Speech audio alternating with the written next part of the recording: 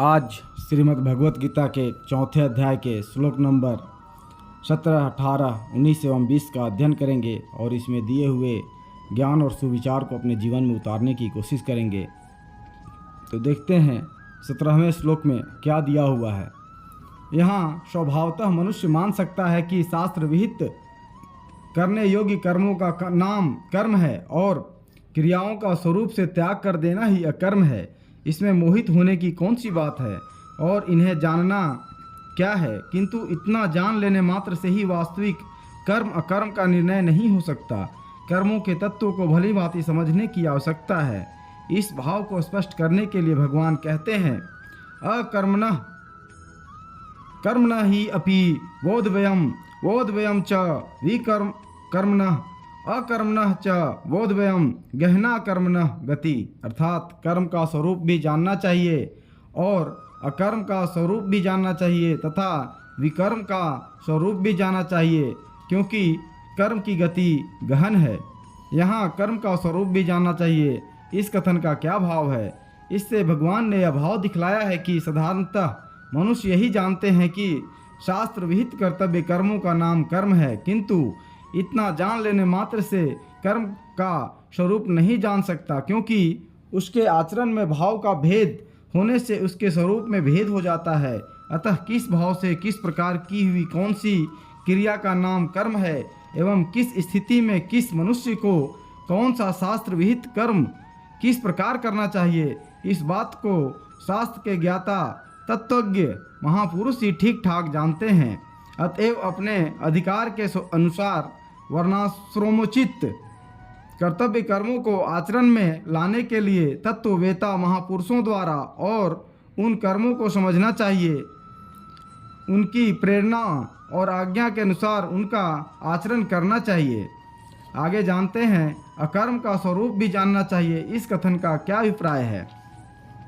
इससे भगवान ने यह भाव दिखलाया है कि साधारणतः मनुष्य यही समझते हैं कि मन, वाणी और शरीर द्वारा की जाने वाली क्रियाओं का स्वरूप से त्याग कर देना ही अकर्म यानी कर्मों से रहित होना है, किंतु इतना समझ लेने मात्र से अकर्म का वास्तविक स्वरूप नहीं जाना जा सकता, क्योंकि भाव के भेद से इस प्रकार का अकर्म भी कार्य या कर्म या विकर्म के रूप में बदल जाता है और जिसको लोग कर्म समझते हैं वह भी अकर्म या विकर्म हो जाता है।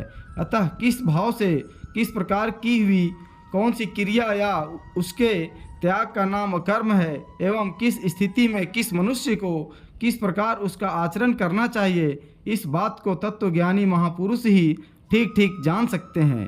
अतएव कर्म बंधन से मुक्त होने की इच्छा वाले मनुष्यों को उन महापुरुषों से इस अकर्म का स्वरूप भी भली भांति समझकर उनके कथनानुसार साधन करना चाहिए।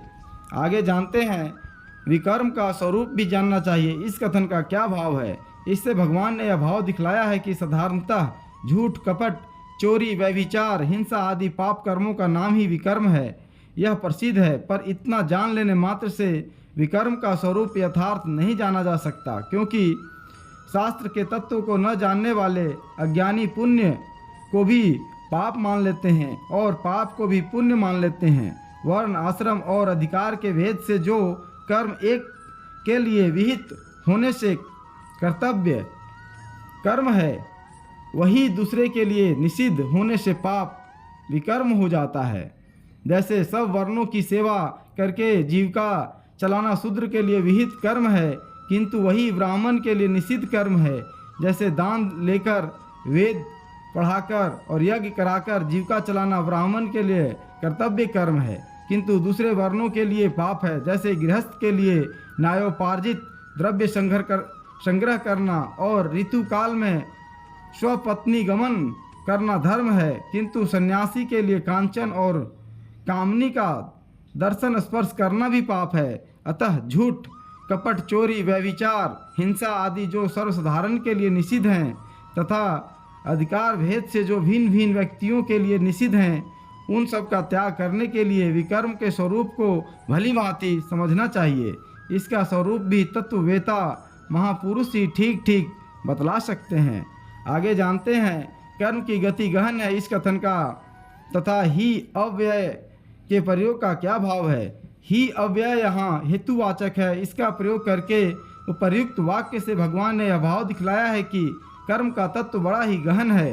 कर्म क्या है, अकर्म क्या है, विकर्म क्या है, इसका निर्णय हरेक मनुष्य नहीं कर सकता। जो विद्या बुद्धि की दृष्टि से पंडित और बुद्धिमान हैं वे भी कभी कभी इसके निर्णय करने में असमर्थ हो जाते हैं। अतः कर्म के तत्व को भली भांति जानने वाले महापुरुषों से इसका तत्व समझना आवश्यक है।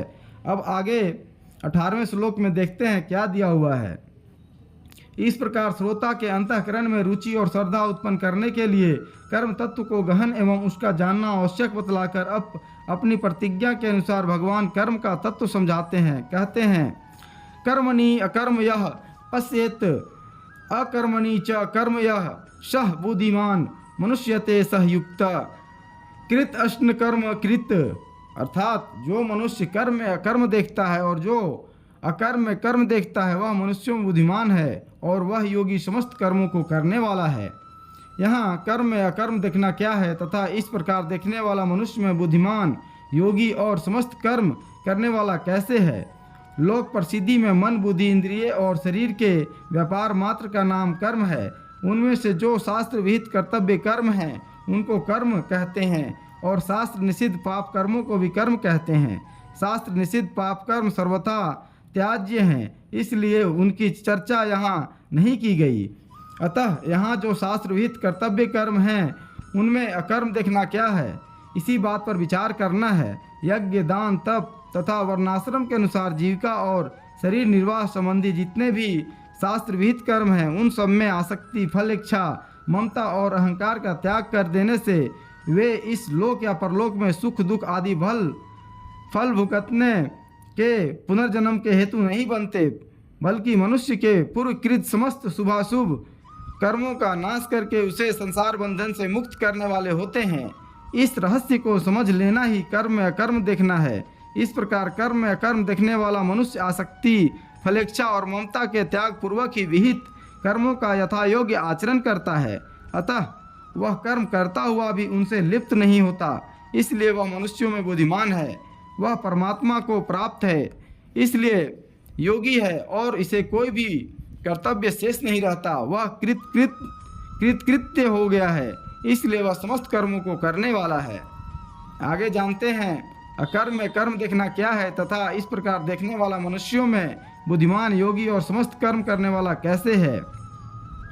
लोक प्रसिद्धि में मन, वाणी और शरीर के व्यापार को त्याग देने का ही नाम अकर्म है। यह त्याग रूप कर्म भी आसक्ति, फलेच्छा, ममता और अहंकार पूर्वक किया जाने पर पुनर्जन्म का हेतु बन जाता है।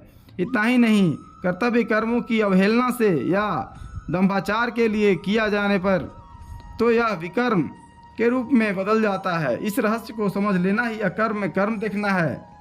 इस रहस्य को समझने वाला मनुष्य किसी भी वर्णाश्रमोचित कर्म का त्याग न तो शारीरिक कष्ट के भय से करता है, न राग द्वेष अथवा मोहवश और न मान बढ़ाई, प्रतिष्ठा या अन्य किसी फल की प्राप्ति के लिए ही करता है। इसलिए वह न तो कभी अपने कर्तव्य से गिरता है और न किसी प्रकार के त्याग में ममता, आसक्ति, फलेच्छा या अहंकार का संबंध जोड़कर पुनर्जन्म का ही भागी बनता है। इसलिए वह मनुष्यों में बुद्धिमान है, उसका परम पुरुष परमेश्वर से संजोग हो चुका है, इसलिए वह योगी है और उसके लिए कोई भी कर्तव्य शेष नहीं रहता, इसीलिए वह समस्त कर्म करने वाला है।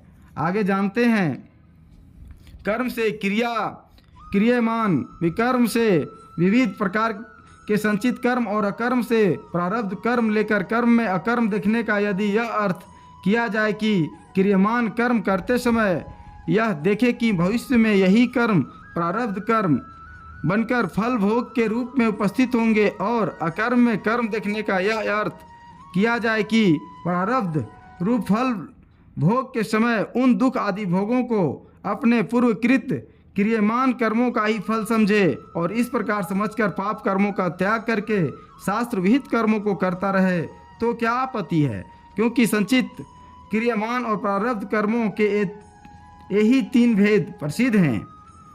यहाँ ठीक है, ऐसा मानना बहुत लाभप्रद है और बड़ी बुद्धिमानी है, किंतु ऐसा अर्थ मान लेने से कव्योपयत्र मोहिता गहना कर्मणो गति यज ज्ञात्वा मोक्ष से शुभात सहयुक्त कृत अस्न कर्म कृत तमाहु पंडितम बुधा नयो किंचिन तकरोति सह आदि वचनों की संगति नहीं बैठती। अतएव यह अर्थ किसी अंश में लाभप्रद होने पर भी प्रकरण विरुद्ध है। आगे जानते हैं, कर्म में अकर्म और अकर्म में कर्म देखने वाला साधक भी मुक्त हो जाता है या सिद्ध पुरुष ही इस प्रकार देख सकता है। मुक्त पुरुष के जो स्वाभाविक लक्षण होते हैं वे ही साधक के लिए साध्य होते हैं। अतएव मुक्त पुरुष तो स्वभाव से ही इस तत्व को जानता है और साधक उनके उपदेश द्वारा जानकर उस प्रकार साधन करने से मुक्त हो जाता है। इसीलिए भगवान ने कहा है कि मैं तुझे वह कर्म तत्व बतलाऊंगा जिसे जानकर तू कर्म बंधन से छूट जाएगा।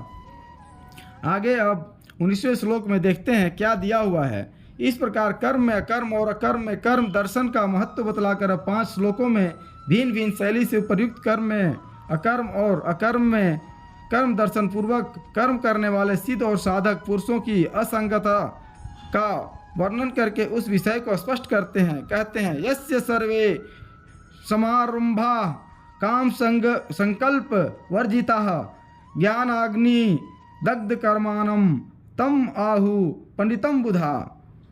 अर्थात जिसके संपूर्ण शास्त्र सम्मत कर्म बिना कामना और संकल्प के होते हैं तथा जिसके समस्त कर्म ज्ञान रूप अग्नि के द्वारा भस्म हो गए हैं, उस महापुरुष को ज्ञानी जन भी पंडित कहते हैं। यहाँ समारंभा पद का क्या अर्थ है और इसके साथ सर्वे विशेषण जोड़ने का क्या अभिप्राय है? अपने अपने वर्णाश्रम और परिस्थिति के अपेक्षा से जिसके लिए जो यज्ञ दान तप और जीविका और शरीर निर्वाह के योग्य शास्त्र सम्मत कर्तव्य कर्म हैं, उन सब का वाचक यहाँ समारंभा पद है। क्रिया मात्र को आरंभ कहते हैं। ज्ञानी के कर्म शास्त्र सिद्ध या व्यर्थ नहीं होते, यह भाव दिखलाने के लिए आरंभ के साथ सम उपसर्ग का प्रयोग किया गया है तथा सर्वे विशेषण से यह भाव दिखलाया गया है कि साधन काल में मनुष्य के समस्त कर्म बिना कामना और संकल्प के नहीं होते। किसी किसी कर्म में कामना और संकल्प का संयोग भी हो जाता है, पर साधन करते करते जो सिद्ध हो गया है उस महापुरुष के तो सभी कर्म कामना और संकल्प से रहित ही होते हैं। उसका कोई भी कर्म कामना और संकल्प से युक्त या शास्त्र विरुद्ध नहीं होता। आगे जानते हैं, काम संकल्प प्रवर्जिता, इस पद में आए हुए काम और संकल्प शब्दों का क्या अर्थ है तथा इनसे रहित कर्म कौन से हैं? स्त्री पुत्र धन मकान मान बड़ाई प्रतिष्ठा और स्वर्ग सुख आदि इस लोक और परलोक के जितने भी विषय पदार्थ हैं उनमें से किसी की किंचिन मात्र भी इच्छा करने का नाम काम है तथा किसी विषय को ममता अहंकार राग द्वेष एवं रमणीय बुद्धि से स्मरण करने का नाम संकल्प है। कामना संकल्प का कार्य है और संकल्प उसका कारण है। विषयों का स्मरण करने से ही उनमें आसक्ति होकर कामना की उत्पत्ति होती है।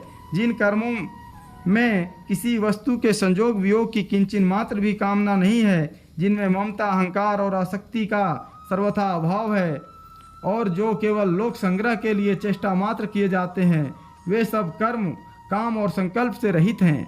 आगे जानते हैं, उपर्युक्त पद में आए हुए संकल्प शब्द का अर्थ यदि स्फुरना मात्र मान लिया जाए तो क्या हानि है? कोई भी कर्म बिना स्फुरना के नहीं हो सकता। पहले स्फुरना होकर ही मन वाणी और शरीर द्वारा कर्म किए जाते हैं। अन्य कर्मों की तो बात ही क्या है। बिना स्फुरना के तो खाना पीना और चलना फिरना आदि शरीर निर्वाह के कर्म भी नहीं हो सकते। फिर इस श्लोक में समारंभा पद से बतलाए हुए शास्त्र विहित कर्म कैसे हो सकते हैं? इस कारण यहाँ संकल्प का अर्थ स्फुरना मात्र मानना उचित प्रतीत नहीं होता। आगे जानते हैं, ज्ञान अग्नि दग्ध कर्माणम पद में ज्ञान अग्नि शब्द का किसका वाचक है और उसके द्वारा कर्मों का दग्ध हो जाना क्या है? किसी भी साधन के अनुष्ठान से उत्पन्न परमात्मा के यथार्थ ज्ञान का वाचक यहाँ ज्ञानाग्नि शब्द है। जैसे अग्नि ईंधन को भस्म कर डालता है, वैसे ही ज्ञान भी समस्त कर्मों को भस्म कर देता है। इस प्रकार अग्नि की उपमा देने के लिए उसे यहाँ ज्ञान अग्नि नाम दिया गया है। जैसे अग्नि द्वारा भुने हुए बीज केवल नाम मात्र के ही बीज रह जाते हैं, उनमें अंकुरित होने की शक्ति नहीं रहती, उसी प्रकार ज्ञान रूप अग्नि के द्वारा जो समस्त कर्मों में फल उत्पन्न करने की शक्ति का सर्वथा नष्ट हो जाना है, यही उन कर्मों का ज्ञान रूप अग्नि से भस्म हो जाना है। आगे जानते हैं यहाँ बुधा पद किनका वाचक है और उपयुक्त प्रकार से जो ज्ञान अग्नि दग्ध कर्मा जो हो गया है उसे वे पंडित कहते हैं। इस कथन का क्या अभिप्राय है? यहाँ बुधा पद तत्वज्ञानी महात्माओं का वाचक है और उपर्युक्त पुरुष को वे पंडित कहते हैं। इस कथन से उपर्युक्त सिद्ध योगी की विशेष प्रशंसा की गई है। अभिप्राय यह है कि कर्मों में ममता, आसक्ति, अहंकार और उनसे अपना किसी प्रकार का कोई प्रयोजन न रहने पर भी उनका स्वरूपतः त्याग न करके लोक संग्रह के लिए समस्त शास्त्र विहित कर्मों को विधि पूर्वक भली भांति करते रहना बहुत ही धीरता, वीरता, गंभीरता और बुद्धिमत्ता का काम है। इसलिए ज्ञानी लोग भी उसे पंडित कहते हैं। आगे अब 20वें श्लोक में देखते हैं क्या दिया हुआ है। त्यक्त्वा कर्म फलासंगम नित्य तृप्त निराश्रय कर्मणि अभिप्रवृत्त अपि न एव किंचित करोति सः। अर्थात जो पुरुष समस्त कर्मों में और उनके फल में आसक्ति का सर्वथा त्याग करके संसार के आश्रय से रहित हो गया है और परमात्मा में नित्य तृप्त है, वह कर्मों में भली भांति बरतता हुआ भी वास्तव में कुछ भी नहीं करता। यहाँ समस्त कर्मों में और उनके फल में आसक्ति का सर्वथा त्याग करना क्या है? यज्ञ, दान और तप तथा जीविका और शरीर निर्वाह के जितने भी शास्त्र विहित कर्म हैं, उनमें से जो मनुष्य की स्वाभाविक आसक्ति होती है, जिसके कारण वह उन कर्मों को किए बिना नहीं रह सकता और कर्म करते समय उनमें इतना संलग्न हो जाता है कि ईश्वर की स्मृति या अन्य किसी प्रकार का ज्ञान तक नहीं रहता, ऐसी आसक्ति से सर्वथा रहित हो जाना, किसी भी कर्म में मन का तनिक भी आसक्त न होना, कर्मों में आसक्ति का सर्वथा त्याग कर देना है और उन कर्मों में से प्राप्त होने वाले इस लोक या परलोक के जितने भी लोग हैं, उन सब में जरा भी ममता, आसक्ति और कामना का न रहना, कर्मों के फल में आसक्ति का त्याग कर देना है। आगे जानते हैं इस प्रकार आसक्ति का त्याग करके निराश्रय और नित्य तृप्त हो जाना क्या है? आसक्ति का सर्वथा त्याग करके शरीर में अहंकार और ममता से सर्वथा रहित हो जाना और किसी भी सांसारिक वस्तु के या मनुष्य के आश्रित न होना, अर्थात अमुक वस्तु या मनुष्य से ही मेरा निर्वाह होता है, यही आधार है, इसके बिना काम ही नहीं चल सकता। इस प्रकार के भावों का सर्वथा अभाव हो जाना ही निराश्रय हो जाना है। ऐसा हो जाने पर मनुष्य को किसी भी सांसारिक पदार्थ की किंचित मात्र भी आवश्यकता नहीं रहती, वह पूर्ण काम हो जाता है। उसे परमानंद स्वरूप परमात्मा की प्राप्ति हो जाने के कारण वह निरंतर आनंद में मग्न रहता है। उसकी स्थिति में किसी भी घटना से कभी जरा सा भी अंतर नहीं पड़ता, यही उसका नित्य तृप्त हो जाना है। आगे जानते हैं कर्मणि अभिप्रवृत्ता अपि न एव किंचित चत्त करोति सः। इस वाक्य में अभि उपसर्ग के तथा अपि और एवं अवयवों के प्रयोग का क्या अभिप्राय है? अभि उपसर्ग से यह बात दिखलाई गई है कि ऐसा मनुष्य भी अपने वर्णाश्रम के अनुसार शास्त्र विहित सब प्रकार के कर्म भली भांति सावधानी और विवेक के सहित विस्तार पूर्वक कर सकता है। अपि अव्यय से यह भाव दिखलाया गया है कि ममता, अहंकार और फलासक्ति युक्त मनुष्य तो कर्मों का स्वरूप से त्याग करके भी कर्म बंधन से मुक्त नहीं हो सकता और यह नित्य तृप्त पुरुष समस्त कर्मों को करता हुआ भी उनके बंधन में नहीं पड़ता, तथा एवं अव्यय से यह भाव दिखलाया गया है कि उन कर्मों से उसका जरा सा भी संबंध नहीं रहता, अतः वह समस्त कर्म करता हुआ भी वास्तव में अकर्ता ही बना रहता है। इस प्रकार यह बात स्पष्ट कर दी गई है कि कर्म में अकर्म और अकर्म में कर्म देखने वाले मुक्त पुरुष के लिए उसके पूर्ण काम हो जाने के कारण कोई भी कर्तव्य शेष नहीं रहता, उसे किसी भी वस्तु की किसी भी रूप में आवश्यकता नहीं रहती। अतः वह जो कुछ कर्म करता है या किसी क्रिया से उपरत हो जाता है, सब शास्त्र सम्मत और बिना आसक्ति के केवल लोक संग्रहार्थ ही करता है, इसलिए उसके कर्म वास्तव में कर्म नहीं होते। इस प्रकार 20वां श्लोक समाप्त हुआ। आज के लिए इतना ही, फिर मिलेंगे अगले श्लोक में। धन्यवाद।